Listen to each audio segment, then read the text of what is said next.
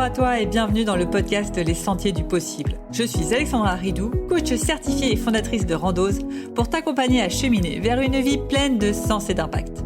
Chaque lundi, je te partage mes réflexions et outils pour t'aider à atteindre les sommets de ton épanouissement. Et les mercredis, je te laisse découvrir une interview inspirante d'invités qui vivent la vie qui leur correspond vraiment. Ah, et j'ai oublié, je t'invite à écouter chaque épisode en marchant. Les neurosciences l'ont démontré, marcher te permet de prendre plus de recul, de développer ta créativité et ainsi prendre les meilleures décisions pour vivre la vie qui te fait vibrer. Salut Florent, je suis ravie de t'avoir aujourd'hui sur le podcast Les Sentiers du Possible. Comment vas-tu? Salut Alex, bah écoute, très bien, très bien, merci pour l'invitation. Avec plaisir. Alors Florent Carrière, pour ceux qui ne te connaissent pas, qui tu es, qu'est-ce que tu fais? Ok, la grande question. Bah écoute, moi actuellement je suis professionnellement copywriter. Pour ceux qui savent pas ce que c'est que j'aide des entreprises à vendre leurs produits, leurs services en écrivant pour ces entreprises des textes qui vont aller dans les newsletters, sur des pages de vente, un petit peu partout. Et à côté de ça, je fais de l'accompagnement pour copywriters, pour les jeunes copywriters qui se lancent. Je les aide à développer une activité qui leur ressemble à travers ce que j'ai appris là ces 6 dernières années. Et à côté de ça, bah écoute, je te dirais que je suis un gars qui aime se poser des questions, parfois trop, qui aime bien se perdre dans des endroits du globe un peu reculés, à la rencontre de personnes qu'on croise pas dans la rue tous les jours. Et voilà, de manière générale. Génial. Tu as dit un truc, j'ai envie de rebondir directement dessus. Je suis quelqu'un qui se pose trop de questions. Pour toi, je vois beaucoup dans les personnes que j'accompagne, ah là là, j'ai un problème, je me pose trop de questions, ça tourne tout le temps. Tu le vis justement, toi, comme un problème? Comment tu vis justement ce trop de questions? Ouais, il y a eu, bah, en fait, je peux te parler de deux choses. C'est que pendant longtemps, j'ai cru que c'était un problème parce que du coup ça a tendance à te mettre un nuage mental qui est pas forcément agréable au quotidien. Ça t'épuise hein, finalement à la longue. Et aujourd'hui, je dirais plus que j'arrive à prendre un pas de recul. Alors il y a plein de manières qui peuvent expliquer ça, notamment la méditation, un truc tout simple, la marche aussi. Je sais que t'aimes bien en parler. Yes. En fait, toutes ces choses-là qui font que j'arrive à prendre un pas de recul. Et finalement, les questions ou le trop de questions qu'on peut se poser bah, est assez vite soit évacué, soit mis en perspective. Parce que je pense que le sujet, c'est pas d'effacer parfois quand on se pose trop de questions. C'est plus de savoir d'où est-ce que ça vient. Est-ce que je peux travailler dans cette direction ou est-ce que c'est entre guillemets hors de mon contrôle et peut-être que j'ai besoin d'aide pour éclaircir certains points. Donc, ouais, voilà ce que je peux te dire là-dessus. Et tu as l'impression que ce trop de questions, justement, il te freine à passer à l'action? Alors, je te dirais oui et non, forcément, parce qu'il n'y a pas de réponse binaire. Mais, euh, mais aujourd'hui, non, parce que dans tous les cas, quand tu passes à l'action ou quand tu es en mouvement, je pense que il y a un sujet important autour du mouvement.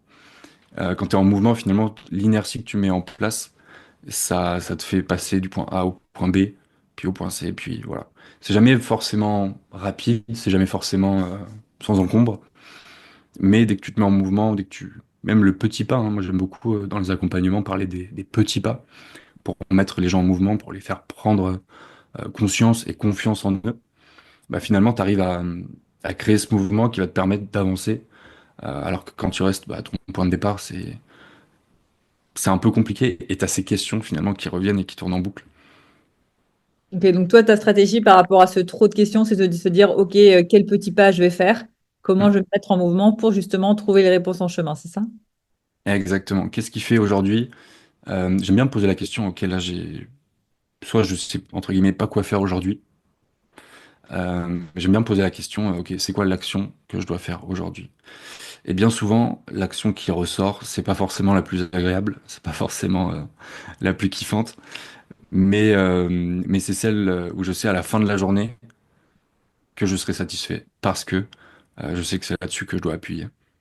Ok. Et après, si c'est une grosse action, souvent l'idée c'est de la décomposer en petites actions. Qu'est-ce qui fait? Je pense que ça va parler à tes auditeurs et tes auditrices.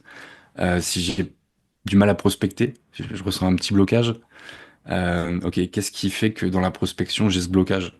Et là, tu décortiques en fait. Ok, la grande action, elle est là, ici, l'action d'avant, là, là, là, et tu descends comme un arbre.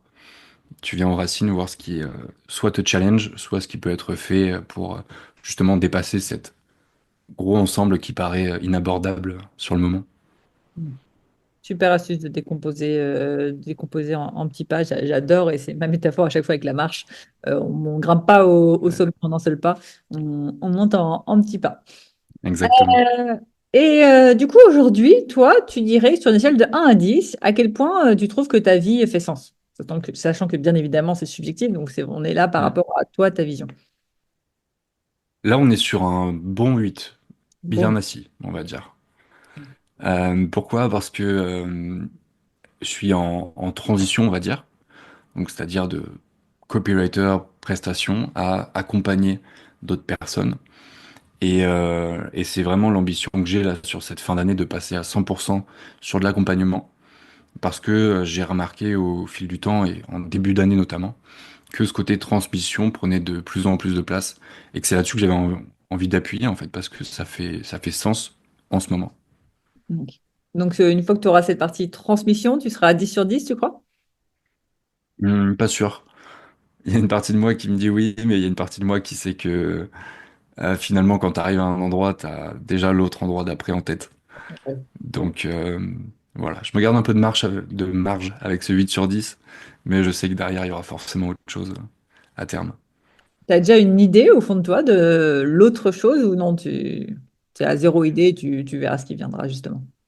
Ouais, ouais, ouais, il y a le côté conférence qui me botte pas mal, le côté formation aussi, mais plutôt en entreprise, Ouais. aller former des gens au copywriting, à la communication avec ma patte, avec ma manière de faire, où, où on n'est pas dans quelque chose de ah, on peut vendre tout à n'importe qui à tout prix. Ouais, plutôt une idée de la vente où c'est plus doux, plus respectueux de la personne en face, plus dans la persuasion que dans la manipulation. Parce que Ouais. souvent, on met les deux ensemble et il y a quand même un gros fossé entre les deux. Donc, ouais, je te dirais faire des formations en entreprise, être devant des gens, partager en fait. Et on revient à ce côté transmettre. Ok. Et il y en a beaucoup du coup dans ma cible, en tout cas, qui sont dans l'accompagnement, etc., et qui aiment aussi donner des conférences. Qu'est-ce qui fait que toi, tu t'es dit, allez, première étape, l'accompagnement, deuxième étape, l'entreprise ou les conférences, et pas un autre ordre? Déjà, j'ai mis longtemps avant d'accepter l'idée de l'accompagnement. Parce que ça faisait déjà 4 ou 5 ans que je faisais du copywriting.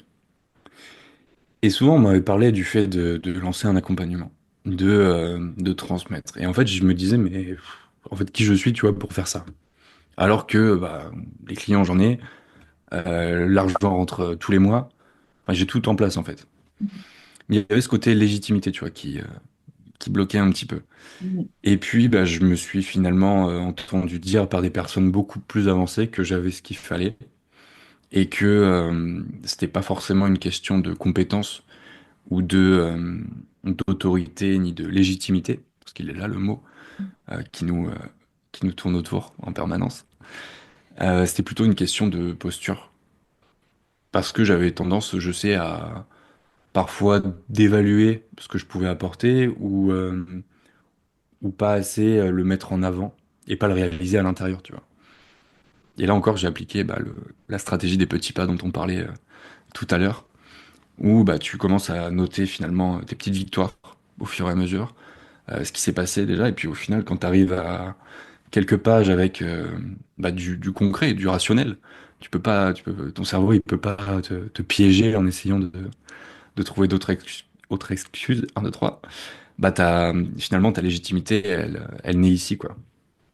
Donc, ouais, vas-y. Ouais, non, j'allais dire, donc toi, ce qui t'a permis vraiment de te sentir légitime, c'est d'avoir tenu un petit cahier où au quotidien, euh, sans être à l'étape d'après, mais en étant à l'étape actuelle, tu as noté tes petites victoires qui ont fait qu'à la fin, tu t'es dit, waouh, vu toutes mes victoires, oui, je peux faire de l'accompagnement sur tel sujet, c'est ça? C'est ça, ouais. Ok. C'est ça. Et après, pour répondre à ta question, les autres sujets sont arrivés derrière, dans le côté formation, parce que j'ai eu l'opportunité là le mois dernier d'en faire une en entreprise et ça s'est super bien passé. Alors que une demi-heure avant, je me rappelle, dans le jardin de mon père, en train de dégommer des cigarettes parce que j'étais stressé et tu vois, j'appréhendais un petit peu, je gérais un groupe. Est-ce que ça va les intéresser? Est-ce que tu vas capter leur attention? Et voilà, il y a 6 personnes dans une salle, c'était en visio en plus. Donc, tu as ce côté digital euh, qui facilite pas toujours les choses. Mais c'était une super expérience et toi, ça m'a fait comprendre que là, je voulais appuyer sur cette partie aussi de mon activité pour le futur. Ouais, il y avait cette flamme à l'intérieur de toi qui te fait dire que même s'il n'y a pas forcément les compétences, la légitimité, tu l'aperçois pas, il y a l'envie qui fait que ça prime dessus, c'est ça? Mm. Exactement. Parce qu'en fait, sur la formation, ce qui s'est passé, c'est un peu le même schéma que avant, disons, janvier de 2024, où je me disais, mais je suis qui pour lancer voilà, un accompagnement, tout ça. Là, je me disais, mais attends, tu vas parler de copywriting à une agence marketing en plus. C'est-à-dire qu'ils sont tous plus ou moins calés sur certains sujets. Et enfin voilà, t'as jamais tenu un groupe à part jamais en fait. Donc voilà, il y a tous les à côté et au final, bah, quand tu fais le premier pas, quand tu te lances, ok, ça fait peur, mais et j'ai eu très peur hein, en vrai. Mais c'est Mhm. encore des choses, c'est dans notre tête toujours. Ouais. En vrai, les gens ils sont super gentils. Si tu fais en sorte de bien amener les choses pour que eux ils y voient aussi leur intérêt, bah, forcément ils vont participer. À un moment ils échangeaient entre eux. Moi j'étais trop content, je regardais ça, j'étais waouh, trop bien. Ah, trop cool. Et justement, tu aurais quel conseil à donner à quelqu'un qui ose pas faire ce premier pas? Toi, ça peut être un atelier, animer un atelier, une conférence, n'importe quoi. Qui ose pas, tu lui donnerais quel conseil? Euh, Bah, j'ai deux approches. Il y en a une, c'est l'approche par la frustration. C'est-à-dire que souvent, on a tendance à se dire, OK, qu'est-ce que je veux? C'est quoi mon grand objectif? Et, euh, et du coup, à garder ça en tête pour avancer, pour faire les actions. Et moi, j'ai remarqué que la frustration marche plus que la motivation chez moi, dans le sens où, OK, si je fais pas cette action qui est importante, voilà ce qui va se passer à la fin de la journée. Et je sais que pendant 3 heures, 6 heures, voire toute la nuit, inconsciemment, ça va travailler. Je vais me sentir mal. Alors, pas dans l'extrême, mais tu vois, il y a cette tension qui s'installe. Donc ça, c'est la première approche, l'approche par la frustration. Ça convient pas à tout le monde, hein, mais je sais que c'est ce qui marche pour moi. Et après, il y a bah, décomposer. Décomposer le grand objectif qui fait un peu peur, voilà, aujourd'hui, si on reprend les personnes, toi, que tu accompagnes, ok, lancer un accompagnement, si je dis pas de bêtises. Ouais, c'est ça. Ouais. Bah, ok, je veux vivre de mon business en accompagnant des gens. C'est une phrase qui fait sens, qui est pas forcément longue, mais quand tu es devant ça, tu te dis, bah, ok, par où je commence? C'est quoi le bout qui va me permettre d'y arriver? Alors que quand tu décortiques, tu délimites des actions qui vont te permettre de passer un premier pas. Déjà, qui est-ce que je veux accompagner exactement? C'est qui la personne que je me sens capable d'accompagner quasiment au jour le jour pendant 1 an, 3 ans, 10 ans, si l'activité elle doit durer 10 ans. Et bah, reprendre en fait ces petites actions pour faire en sorte que la première action soit quasiment aussi facile que se lever le matin, ouvrir les volets. Ok. Ouais, ultra intéressant. Et j'aime beaucoup l'idée de la frustration, ça marche aussi très bien chez moi. Ah Euh, ouais? j'appelle ça le coût de l'inaction, c'est-à-dire, OK, bah, si je fais Ouais. pas ça, ça va me coûter combien derrière en termes d'argent, de temps, d'énergie, etc. Et c'est vrai que de temps en temps, ça marche mieux que la carotte. Bah ouais, parce que c'est très psychologique, c'est très humain en fait. C'est l'aversion à la perte. Ça s'appelle comme ça en marketing. Ouais. Ce que tu peux, ça fera toujours plus mal de perdre 100 euros que ça te fera plaisir d'en gagner 100. Ouais, exactement. Et c'est comme ça qu'on est câblé. Et bah en fait, il y a une équipe qui dit, ok, il y a des biais psychologiques, soit dont il faut s'émanciper, tout ça. Et moi, je suis plutôt de l'équipe qui dit, bah, comment on fait en sorte de les mettre à notre disposition.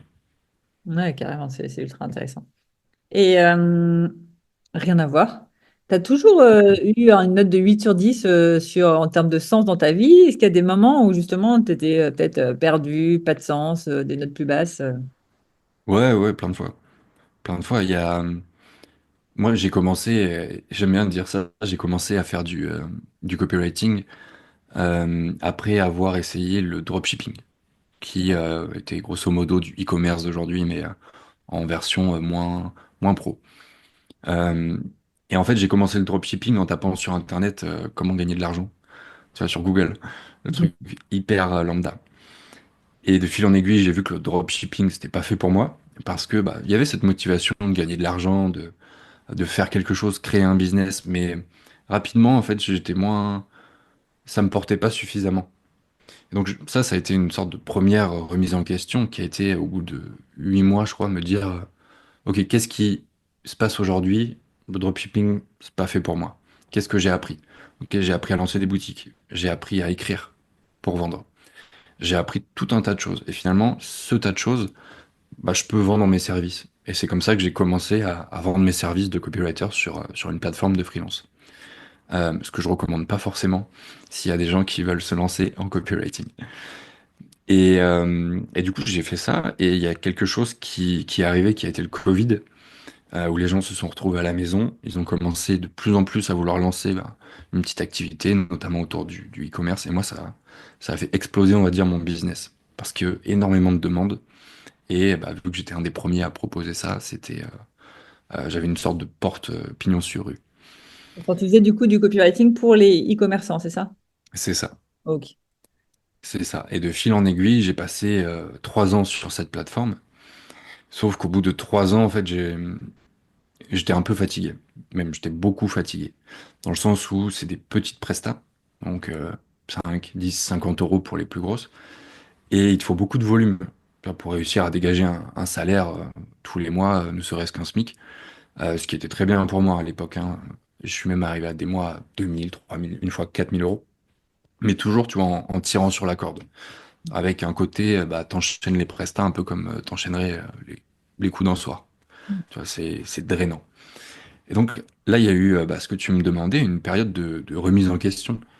Je me suis demandé, est-ce que c'est que j'aime pas faire du copywriting ou est-ce que c'est plutôt la manière dont je le fais, la manière dont aujourd'hui je fais les choses qui me pose problème. Et j'ai réalisé que c'était la manière dont je faisais les choses qui me posait problème, c'était pas tant le copywriting. Et là, du coup, j'ai décidé de sortir de la plateforme. Alors, ça a été une sorte de longue réflexion parce que j'avais pas forcément de clients à côté de la plateforme, donc c'était aussi un petit risque. Euh, et là, du coup, je me suis dit, ok, on va sortir des plateformes. Moi, ce que je veux, c'est 2, 3, 4 clients maximum avec qui m'inscrire sur la durée, qui ont des messages qui me parlent et que je vais être content aussi d'écrire pour les porter, ces messages, pour vendre. Et c'est comme ça, finalement, que le premier ou le second, plutôt, la seconde remise en question s'est opérée. Ok. Ouais, donc en fait, à chaque fois, tu t'es posé un peu cette question de est-ce que c'est faire ou la manière de faire le problème? Pour le dropshipping, c'était le faire. Après, deuxième cas, c'était la manière de faire. Et c'est comme ça que tu as réussi on va dire, tracer ta voie, c'est ça? Exactement. Et ça a été toujours la même chose là en début d'année, où bah, j'ai réalisé que aujourd'hui, faire du copywriting, c'est trop bien, je prends toujours du plaisir hein, parce que j'ai des clients, j'ai la chance d'avoir des clients avec qui je m'entends bien, dont j'aime les business et avec qui tout roule. Mais il y a ce côté maintenant de transmission. Non, ça fait un petit moment que j'en fais. Il y a ce côté de transmission et quand j'ai mis le doigt dessus, bah, finalement c'était l'accompagnement, moi qui faisait le plus de sens, accompagner de jeunes freelances à développer leur business sur le long terme. Et tu as une routine, entre guillemets, de prise de recul, est-ce que je suis à ma place ou pas? Ou comment, tu vois, tu t'es dit à chaque fois, ah là, je crois que c'est le moment de pivoter, de changer les choses. J'ai pas forcément de routine parce que c'est très propre à moi, mais j'ai tendance à accumuler, parfois trop. Et c'est un peu vers le point de rupture que j'arrive à prendre du recul. Donc c'est un truc sur lequel je bosse, tu vois, mais j'ai pas une routine ou des détecteurs qui font que je vais le faire suffisamment tôt.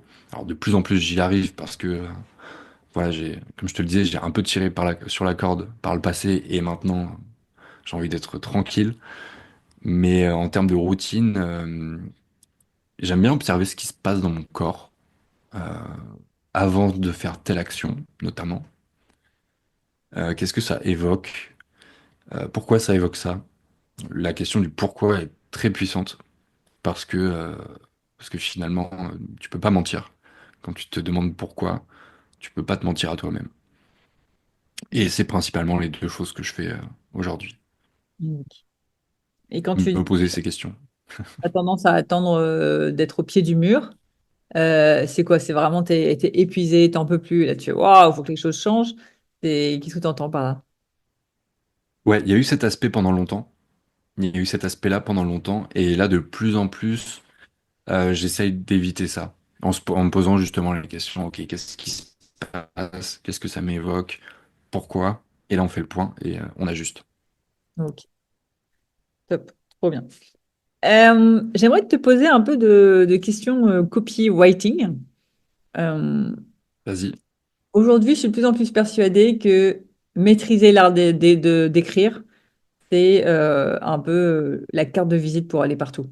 C'est-à-dire que qu'importe ton job, que tu sois salarié, entrepreneur ou autre, à travers l'écriture, tu peux tellement motiver des troupes, tu peux tellement obtenir, entre guillemets, ce que tu veux, que tu as vraiment t'as vraiment intérêt, pardon, à maîtriser cette compétence. Et en même temps, il y a ChatGPT, il y a Claude et tout ça qui arrivent. Comment tu vois l'avenir, toi, justement, du copywriting avec l'IA?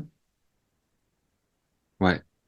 Au début, ça me faisait flipper, pour être transparent avec toi, parce que voilà, t'as cette machine qui arrive, c'est une machine de guerre, elle est 1000 fois plus intelligente que toi, et bah, si on s'arrête là, voilà, le match va être assez court.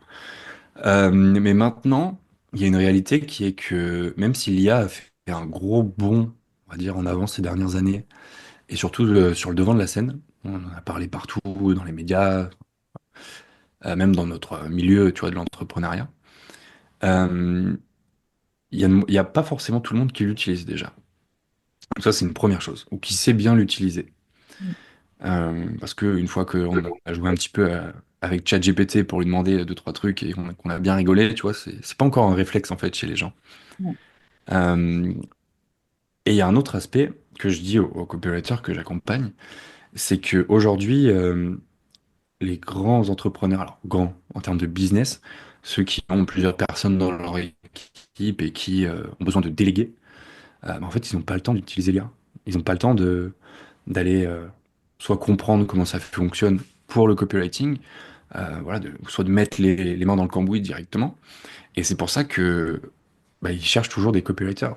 Mais aujourd'hui, je leur dis aussi, il y a une notion qui est le copywriter d'aujourd'hui, ça peut pas être le copywriter de 2017 ou de 2020. Parce que justement, il y a eu l'IA. Aujourd'hui, je pense qu'un copywriter qui veut réussir, ou quelqu'un qui s'intéresse au copywriting, il doit pas voir le copywriting comme simplement écrire. Aujourd'hui, plus qu'un copywriter, il veut devenir un marketeur. C'est-à-dire voir les angles morts du business, voir là où ça peut être amélioré, voir ce qui déconne. Et c'est ça qui va lui permettre d'avoir des projets en continu en fait, avec la même entreprise. Parce qu'il y a toujours un besoin de vendre chez les entreprises, je t'apprends rien.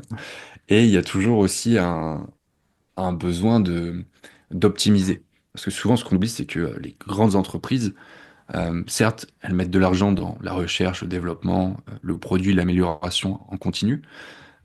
Mais quand tu fais ça, il y a aussi des zones d'ombre que tu laisses sur le côté. Et ça peut aussi être le rôle d'un copywriter, de pointer ces zones d'ombre, de dire, bah voilà, il se passe ça à tel niveau, ça peut être un problème parce que ABC, et moi je peux vous aider en faisant X, Y, Z. Mm.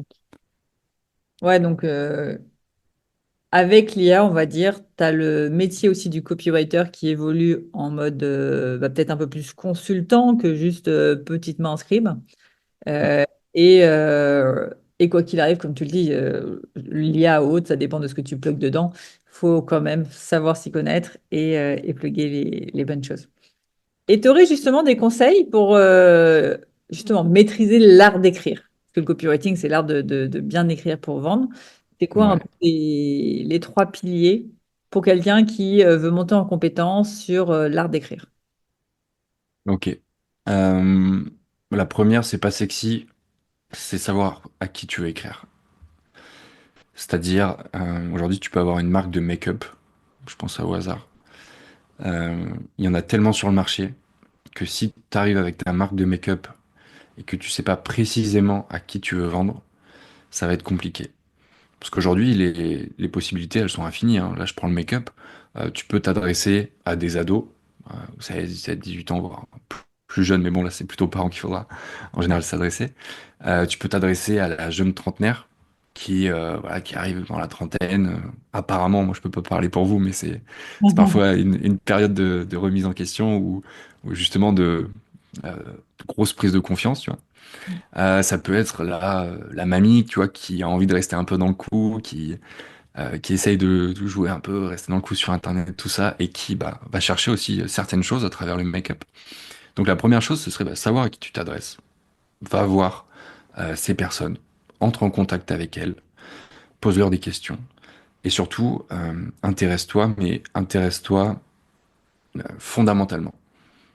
T'intéresses pas à ces personnes pour ensuite vendre ce que tu as à vendre, mais essaie d'avoir une conversation comme tu pourrais avoir avec euh, presque un ami, c'est-à-dire en ayant un maximum d'empathie et en essayant de comprendre le vrai besoin au fond des gens. Parce que c'est souvent quand on pose des questions dans un contexte marketing, on va avoir certaines réponses, mais les gens, ils sont pas toujours enclins à donner le vrai désir ou la vraie peur au fond d'eux-mêmes, ce qui est normal, hein, parce que bah, voilà, cette approche marketing, ça lève aussi quelques boucliers dans nos esprits. Donc vraiment avoir cette empathie, cette écoute et savoir poser les bonnes questions. Ça, ce serait la première étape pour déterminer à qui j'écris et pour le faire bien ensuite. Comment on le fait bien? Euh, Moi, je recommande de suivre ce qui s'appelle des structures. Pour moi, la meilleure, c'est AIDA ou bien Pastor, c'est-à-dire attention, intérêt, désir, action, appel à l'action. Ou bien Pastor, alors si je me rappelle et que je suis pas trop rouillé, on va commencer avec le problème. On va amplifier. Qu'est-ce qui pourrait se passer si justement ce problème persiste? La solution ou une histoire. Ça peut être un témoignage client. Le T, bah, témoignage, en l'occurrence. On appuie sur l'histoire qui vient de se dérouler. Le O, bah, ton offre. Qu'est-ce que tu proposes? Et puis le R qui va être pour return, il me semble. Donc appel à l'action, encore une fois. Ça, c'est pour les structures, c'est très théorique. Mais s'il y a quelqu'un là aujourd'hui qui nous écoute, qui se dit, Ouah, quand même un peu besoin de m'améliorer en copywriting.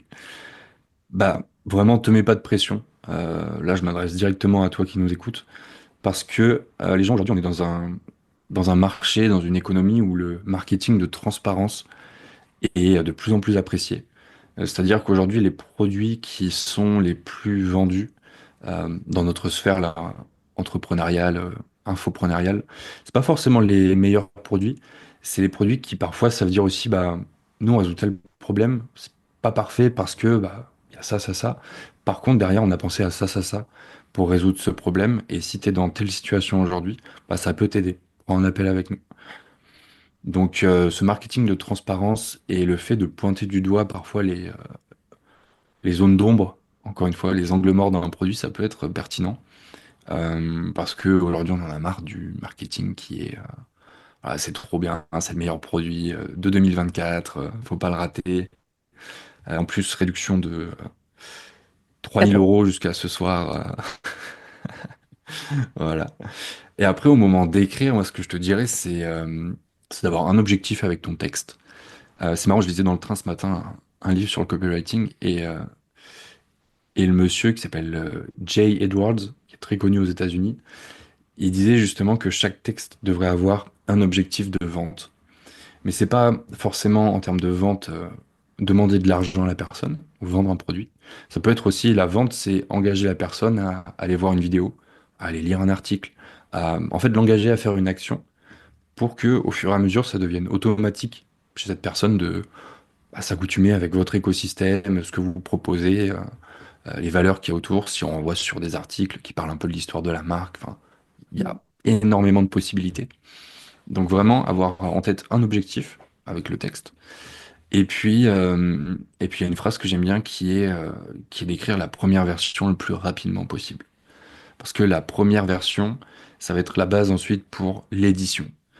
Et c'est dans l'édition en fait qu'on va peaufiner le texte, qu'on va le rendre plus tranchant, qu'on va parfois retirer des parties où on s'est trouvé génial en l'écrivant et au final on se rend compte que bah, ça sert pas vraiment le texte, ça le dessert même à certains endroits de dire telle chose ou de vouloir en dire trop parfois. Voilà. S'il y a quelque chose que vous pouvez dire en une phrase et que dans votre texte c'est sur un paragraphe, dites-le en une phrase. Parce que les gens aujourd'hui ils n'ont pas forcément le temps. Aujourd'hui, quand ils lisent un email ou une page de vente, les gens, vous êtes en compétition avec Netflix, son copain ou sa copine qui veut passer du temps avec, toutes les notifications qui vont venir d'Instagram, de Tinder, de ce que tu veux. Donc, garder les choses simples et vraiment se détacher du côté copywriting, c'est l'art de vendre avec les mots. Euh, on ne vous demande vraiment pas de faire du Baudelaire en fait. On vous demande de faire quelque chose de touchant presque. Quelque chose où la personne, elle va pouvoir se dire, OK, cette personne, elle a compris, ou cette entreprise, elle a compris ce que je traverse. Du coup, je vais lui accorder mon attention. Et en t'écoutant, je sais pas pourquoi ça m'a fait penser à ça, mais donc dans les gens qui nous écoutent, il y a des entrepreneurs, il y a aussi des salariés.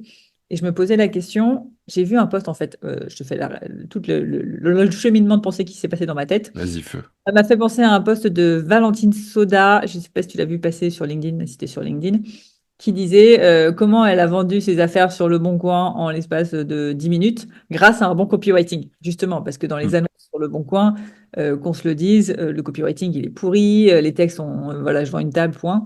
Elle a fait un beau texte qui fait qu'en 2 secondes, ce qu'elle a mis sur Le Bon Coin est parti. Et du coup, je me suis fait la réflexion. C'est vrai que le copywriting, on le pense beaucoup dans le monde entrepreneurial, mais c'est aussi très utile dans le monde de tous les jours. Et j'en viens du coup à mon point et la question que je voulais te poser.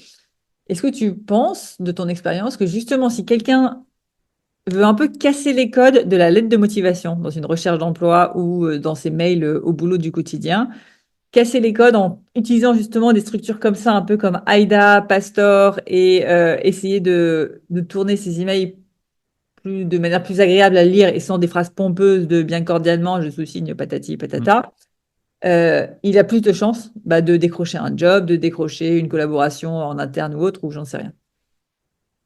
Mm. Alors encore une fois, je vais te dire oui et non. Oui, je pense que ça peut se démarquer, ce genre d'approche. Après, on en revient à qui est-ce que tu cibles. Si tu cibles, je sais pas, un bar ou un resto qui cherche un serveur, ouais, ça, il y a moyen que tu sortes du lot. Par contre, si tu cibles un milieu un peu plus corporate, où là, ça va être voilà, plus formel, un cadre plus maîtrisé, on va dire, euh, à voir. À voir. Je dirais pas oui, il faut foncer. Par contre, dans les deux cas, peu importe si on garde l'exemple de la lettre de motivation, dans les deux cas, ouais, je pense que partir de la personne, c'est-à-dire la RH, qu'est-ce que la RH, elle va rechercher finalement?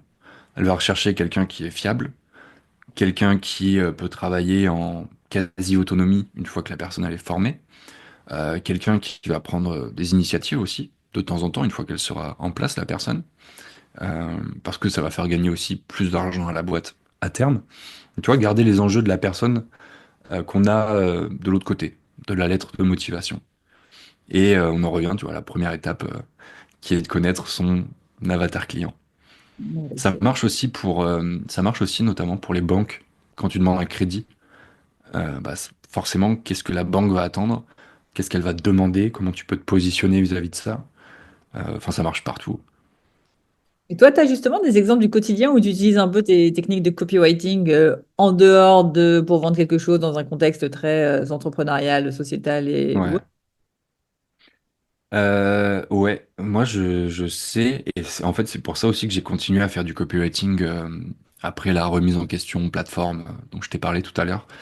C'est parce qu'en fait j'ai bossé avec tellement de personnes différentes, dans tellement de niches et de sous-niches différentes, euh, que j'en ai appris tellement sur les gens, sur comment tu fonctionnes, comment c'est le meilleur moyen, qu'est-ce que c'est le meilleur moyen de faire entendre ton point de vue ou faire passer ton message. bah c'est en fait ça passe par l'écoute déjà. Faire sentir à la personne que tu la comprends, tu l'écoutes, tu poses des questions. Et moi j'ai remarqué que je posais plus de questions aujourd'hui que euh, peut-être la plupart des gens, ou que le moi du passé qui avait tendance à, voilà, c'est noir ou blanc, bah tant pis, si c'est pas pareil, on Mm. passe à autre chose. Avec la banque aussi, je t'ai donné l'exemple parce que c'est comme ça que je m'y suis pris. Euh, Avec la banquière, voilà, qu'est-ce qui est important pour la banque aujourd'hui? Une fois que je suis face à elle, ok, je vois un petit peu comment elle est, je sais que elle attache de l'importance à tel critère, du coup, bah, quand on va se revoir, je vais apporter ça sur la table. Enfin, finalement, c'est presque de l'intelligence sociale, je dirais, le copywriting. Ouais, parce qu'on parle de copywriting, mais en fait, c'est aussi tu peux le faire aussi à l'oral, comme tu le dis. C'est pas Ouais, que, oui, il y a aussi le copywriting, enfin, t'écris ton texte mm, pour le passer à l'oral, finalement. Euh, 100%. il y a aussi tout ça. Il y a beaucoup de livres sur le copywriting. T'en as un comme ça, qui pour toi a été, j'ai que le mot en anglais, désolé, game changer, qui a fait vraiment un vrai déclic, en copywriting. Putain, c'est vrai qu'il y en a plein. Euh, Il y a le livre de Jay Edwards que je lis en ce moment qui est vraiment bien parce que lui, c'est un peu un copywriter à l'ancienne. Je crois qu'il a la soixantaine. Donc ça reste actuel parce qu'il parle des enjeux d'aujourd'hui, mais avec une approche voilà, un peu plus ancienne. Lui, son livre, c'est How to Write Copy That Sells. Après, il y a un livre qui s'appelle Great Leads. Donc ça, c'est plutôt intéressant pour les gens qui veulent travailler leurs accroches. Parce que dans le copywriting, on va te parler de niveau de conscience. Donc, il y en a 5 différents. Et selon le niveau de conscience de la personne ou de ton audience, bah, les codes, on va dire, vont être différents pour écrire une accroche qui va donner envie à la personne d'aller un petit peu plus loin. Moi, c'est vraiment les deux que j'ai en tête. Après, il y en a beaucoup que j'ai lus qui sont pas forcément. On parle souvent des Borons Ouais. Letters. C'est grosso modo pour les gens qui nous écoutent, c'est un prisonnier qui écrivait des lettres à son fils pour lui apprendre un peu la vente, le marketing à travers des histoires. Moi, j'ai beaucoup aimé. J'ai pas tout lu, j'ai beaucoup aimé, mais voilà. Après, il faut savoir aussi lire entre les lignes et adapter au code, on va dire, actuel. Mais dès que vous avez plus ou moins une connaissance de la psychologie des gens et que vous savez écrire, bah, vous pouvez vous en sortir haut la main. Rien qu'avec ces 2 livres d'avant. Top. C'est noté, je mettrai les références en descriptif de l'épisode. Yes. En tout cas, un grand merci à toi, Florent. Je vois l'heure qui tourne pour cet échange et tous ces conseils. On a l'habitude sur le podcast de terminer l'épisode avec une question de coaching à écouter en marchant pour que la personne qui l'écoute avance un peu dans sa vie, sur un pan de sa vie, qu'importe lequel, dans cet objectif d'une vie qui fasse plus de sens. Est-ce que tu as une question comme ça que toi, tu as l'habitude de te poser ou tu as envie de poser justement à ceux qui nous écoutent pour qu'ils fassent un pas en avant dans leur vie? Ouais, j'en aurais une. Ce serait face à soit un blocage, soit un problème ou un challenge que les gens rencontrent. C'est se poser la question, quel bénéfice je retire de cette situation? Trop bien de finir cet épisode sur des questions un peu philosophiques comme ça. J'adore ces discussions. Je pense qu'en effet, si les personnes qui nous écoutent peuvent repartir avec une chose, c'est profite du chemin, profite de l'instant présent. Tu peux dès maintenant être heureux, en fait, si tu le veux. T'es pas obligé d'attendre d'événements extérieurs. Un grand merci à toi, Florent. Si on veut te retrouver, où est-ce qu'on peut te retrouver? Yes, bah écoute, déjà merci à toi pour l'invitation. C'était grave cool. Et si les gens veulent me retrouver, soit sur Instagram, florent.carrère, soit sur YouTube. Alors YouTube arrive prochainement, mais je plante une petite graine pour la suite. Et ce sera Florent Carrère également. Super, je mettrai tout ça dans le descriptif de l'épisode. Encore merci à toi, ceux qui nous écoutent, restez bien jusqu'au bout pour votre question de coaching à méditer en musique et en marchant. Et à très vite, Florent. Ciao. À très vite. Ciao, ciao.